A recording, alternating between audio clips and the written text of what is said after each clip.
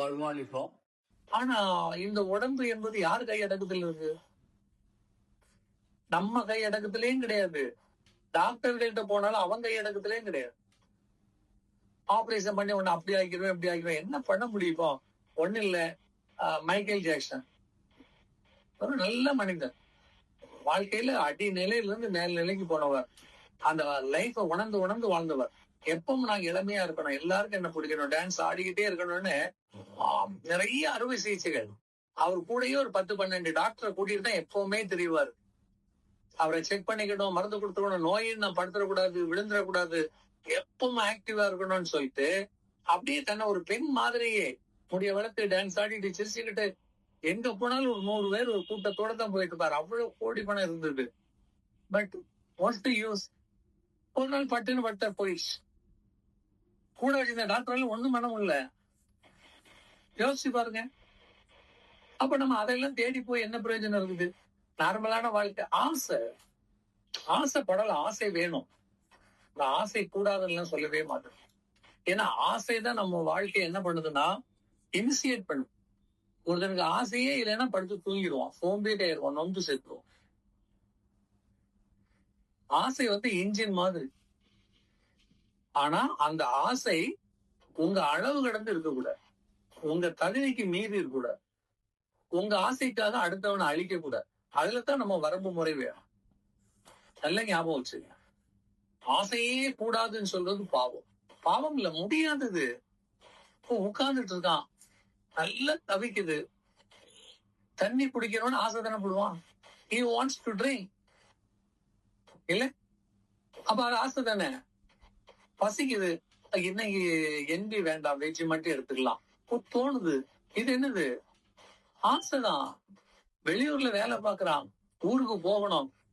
அந்த ஊருக்கு கிளம்புற நேரத்திலேயே அவனுக்கு ஆசை ஒப்பளிக்கும். திருமணம் ஆகலைன்னா அம்மாவை பார்க்கணும், திருமணம் ஆயிருந்தா பொண்டாட்டி பார்க்கணும். அந்த உணர்வு. அதுக்காகவே ஒரு மாசமா அங்க அலைஞ்சு இங்க அலைஞ்சு நிறைய ட்ரெஸ்ஸஸ், திங்ஸ், பொருள் எல்லாம் வாங்கி அந்த வெளிநாட்டுல இருந்து வரவங்க பாத்தீங்க. இப்ப அதெல்லாம் இல்ல. ஒரு காலத்துல சிங்கப்பூர்ல இருந்து யாராவது வந்திருக்காங்கன்னு சொன்ன எங்க ஊர்ல எல்லாம் ஒரு பக்கத்து சொந்தக்காரங்க எல்லாத்தையும் கூப்பிடுறாங்க. ஒரு கூட்டம் அப்படி நிக்கும். அவன் வந்தவன் பெட்டி திறப்பு விழான்னு ஒண்ணு நடக்கும். அவன் கஷ்டப்பட்டு நாயா அலைஞ்சி செஞ்சு வாட் எவர் இட் இஸ் இல்லையா, திங்ஸ் வாங்கிட்டு வந்திருப்பான். அந்த பெட்டியை திறந்து வச்சு அப்படியே இருக்கிறவங்க எல்லாம் ஒரு பார்வை பார்த்து உனக்கு என்ன வேணும், உனக்கு என்ன வேணும் எடுத்துக்க. ஓரளவுக்கு மைண்டா இருந்தவங்க அந்த ரிலேஷன்ஸ் எல்லாம் மெயின்டைன் பண்றதுக்கு இவன் ஒரு புடவை எடுப்பாங்க, அவங்க ஒரு புடவை எடுப்பாங்க ஆனாளுக்கு. அப்புறம் அவங்களுக்கு வேண்டிய செலவுங்க கேட்டிருப்பாங்க, இதை வாங்கிட்டு வாங்கன்னு. என்ன வேணும், லிப்ஸ்டிக் வேணும், ஸ்ப்ரே வேணும், அது வேணும். புதெல்லாம் ஸ்ப்ரே எல்லாம் அந்த காலத்துல வெளிநாட்டுல இருந்தா வாங்கிட்டு வந்திருக்கக்கூடிய ஒரு காரியமா இருக்கு. அப்புறம் ஏதாவது ஃபுட் ஐட்டங்கள். இப்ப இதெல்லாம் வச்சு ஒரு 2 மணி நேரம் நடக்கும். நடு வீட்டுல அந்த பெட்டியை விரிச்சு வச்சு எல்லாம் உட்கார்ந்து டீ எல்லாம் போட்டு குடிச்சுக்கிட்டு பேசிட்டு அதுல சில சண்டையும் வரும். அக்கா தங்கச்சி இருந்ததுன்னா எனக்கு அந்த பச்சை புடவை வேணும்பா, ஒண்ணுதான் இருக்கும் பச்சை புடவை. தங்கச்சிக்காக என்ன பண்ணுவா, கொடுக்க மாட்டா. அக்கா கேட்டா அதுல ஒரு தகராறு. அப்புறம் தூக்கி போட்டு எனக்கு ஒண்ணுமே வேண்டாம்னு போய் கட்டில படுக்கிற கேசுகள் எல்லாம் உண்டு. ஏதாவது கொஞ்சம் அப்படி வரும், அவங்களுக்கு கொடுக்கலன்னா ஒண்ணு மூக்குல ஏறிடும். என்ன பண்ணிடும், ஏன்னா ஒண்ணுமே வேண்டாம், இதை எங்க போய் திருத்துறது? இதெல்லாம் பாடுபடணும் இல்லையா?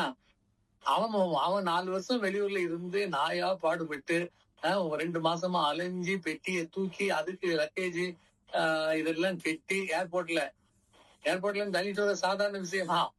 இப்ப எல்லாம் ரொம்ப ஈஸியா போச்சு. முன்னாள் எல்லாம் இல்ல, அந்த மாதிரி வீட்டுக்கு கொண்டு போட்டா 1000 குறை இருக்கும். மாப்பிள்ள இந்த சட்டையெல்லாம் இதெல்லாம் இங்க கிடைக்குமா மாப்பிள்ள, இதுக்கு போய் அங்க இருந்து வாங்கிட்டு வந்தீங்களா? எனக்கு இந்த சட்டையெல்லாம் வேண்டாம், காசு கொடுத்துருக்காம்பா தங்கச்சிக்கு மாப்பு. அந்த மச்சான் உறவுன்னு ஒண்ணு இருக்குது பாருங்க, மோசமான உறவு. என்ன பண்ணிடுவாங்க, எவ்வளவு அரைக்க முடியுமோ அவ்வளவு அரை. நம்ம சரி ஏதாவது எடுத்து கொடுப்போமேன்னு கடையில கூட்டு போய் ஒரு பேண்ட் சட்டை பார்த்து எடுத்துங்க, நீங்களே செலக்ட் பண்ணுங்க, நான் காசு கொடுக்குறேன்னு சொன்னா எனக்கு ரேமன்ஸ்ல தான் வேணும். இவன் பேண்ட் சட்டையெல்லாம் போட்டு வெளியில போவனே கிடையாது, வேட்டி சட்டையில அலையக்கூடியது. ஆனா நம்ம வாங்கி தாரேன்னு சொல்லிட்டா உடனே என்ன ஏறிடும், கொப்புல ஏறிடும். அப்ப லைஃப் எப்படி இருக்குது பாருங்க. ஒரு வரைமுறை இல்லாமல் விரிந்து கிடக்கிறது. இதெல்லாம் சுருட்டி மடக்கி நம்ம வாழ்ந்து முடிக்கணும்னா தேவையா இந்த வாழ்க்கைன்னு தோணிடும். நிறைய பேர் அப்படிதான் வரான். அனுபவப்பட்டு உணருங்க. அப்பதான் அந்த வாழ்க்கையினுடைய சுகம் தெரியும். சோகமா இருந்தா கூட சுகமா இருக்கும். இப்ப நமக்கு வேண்டியவங்க, நமக்கு ரொம்ப பிடிக்கும். ஆனா அப்போ அப்போ லுல்லு லுல்லு லுல்லுன்னு என்ன பண்ணுவாங்க? அது சொல்ல இது சொல்ல சொல்லுவாங்க, திட்டுவாங்க, எல்லாம் பண்ணுவாங்க. ஆனா அதுல ஒரு சுகம் இருக்கு. சரி, நம்ம ஆள் நம்மள திட்டுறாங்க உரிமையோட, இல்லையா? அதை சோகம்னு தள்ள முடியாது. அந்த அனுபவம் வேணும். அப்ப நம்ம மேல அக்கறையில் இருக்கிறதுனாலதான் இவ்வளவு திட்டுறாங்க. இன்னும் கொஞ்சம் திட்டுங்க.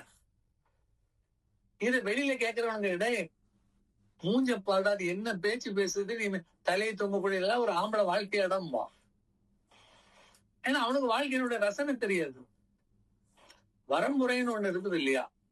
அப்போ வாழ்க்கையை நீங்க அனுபவித்தால் தான் தெரியும். நீங்க அனுபவிக்காம இளமையிலேயே நான் துறவு போறேன். ஏன்னா இதுக்கு முன்னால சாமியார்கள் எல்லாம் பார்த்திருக்காங்க. சாமியார் எல்லாம் காய் கொடுத்துட்டு தெருவா வேலை செய்யாண்டாம் 10 வீட்டுல வாங்கி தின்னுக்கிட்டு படுத்துக்கிறது, பரதேசியா போயின்னு, அது ஒரு பெரிய வாழ்க்கையா? இந்த நிலை எப்ப வந்ததுன்னா, ஒரு காலத்துல இந்த உண்மையை அறிந்தவர்கள் வெளியே இது சொல்லணும். they want to என்ன பண்றாங்க? Spread it. ஏன்னா எப்பொழுதுமே எந்த உண்மை நீங்கள் உணர்ந்தீர்களா என்றால் அந்த உண்மையை சொல்லியே ஆக வேண்டும். உள்ள வச்சுட்டு இருக்க கூடாது. அது உங்களுக்கு புரியதல்ல.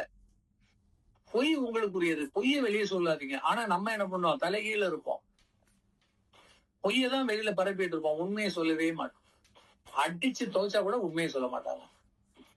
அப்படியே வச்சுட்டு இருப்பாங்க. அதுதான் பெரிய ஆபத்து. ஆனா நம்ம என்ன பண்ணுவோம்? பொய்ய சொல்லுவோம். என்னென்ன பொய் உண்டோ 4 பொய்ய 40 பொய்யாக்கி பேசுவோம். அது ஒரு பெருமைன்னு நினைப்போம். டாமினேட் பண்ணுவோம். அப்ப என்ன ஆகுதுன்னா, அந்த மகான்கள் எல்லாம் ஒரு ஆற்றல் பெற்ற உடனே இந்த ஆற்றலை தன்னிடம் வைத்திருக்க விரும்ப மாட்டார்கள். என்ன பண்ணுவாங்க? 4 பேருக்கு இது பயன்படணும். அந்த தொண்டு வாழ்க்கை தான் உயர்ந்த வாழ்க்கை.